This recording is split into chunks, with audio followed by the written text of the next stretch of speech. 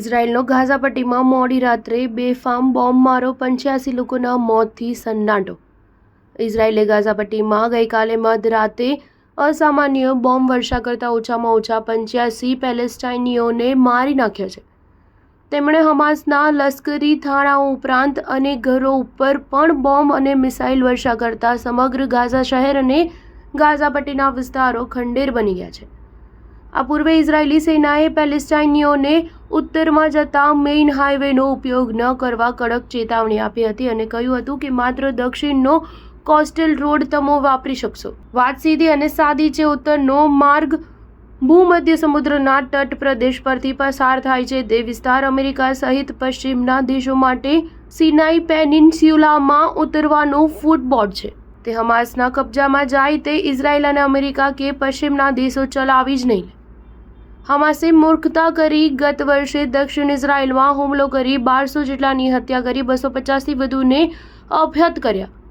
આથી ઇઝરાયેલ વૈરાંદ બન્યું છે. ઇઝરાયેલી સેનાએ કહ્યું હતું કે ગઈકાલે બપોરે પેલેસ્ટાઇનીઓએ દક્ષિણ અને મધ્ય ઇઝરાયેલમાં પ્રક્ષેપાસ્ત્રો ફેંક્યા હતા.